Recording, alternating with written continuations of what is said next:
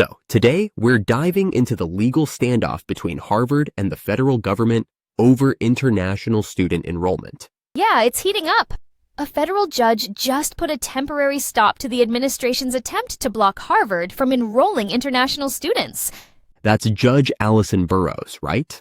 The decision after Harvard filed a lawsuit claiming the government's move was retaliatory. Exactly.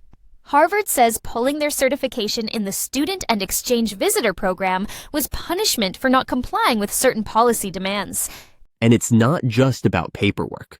Harvard argued that losing that certification would cause immediate and irreparable harm. Right. Students would lose legal status, visas, possibly even have to leave the country. That's a pretty big deal, especially with commencement coming up. The timing is wild.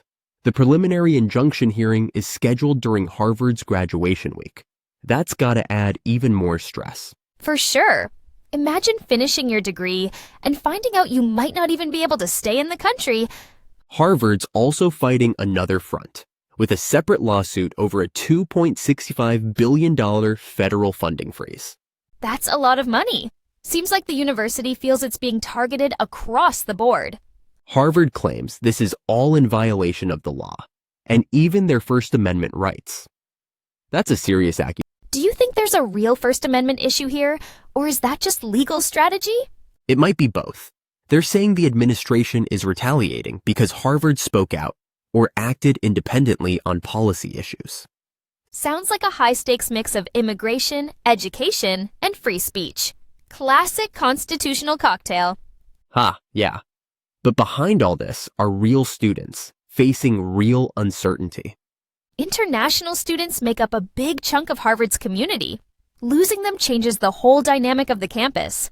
Plus, it sends a message globally that the U.S. might not be as welcoming to foreign scholars as it once was. And that could have long-term effects on who chooses to come study here. Exactly. Harvard's not just defending its students, it's defending its role as a global institution.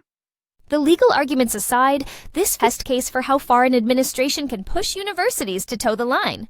And how far universities will go to protect their autonomy and their students. I'll be watching that hearing closely. Could set a powerful precedent.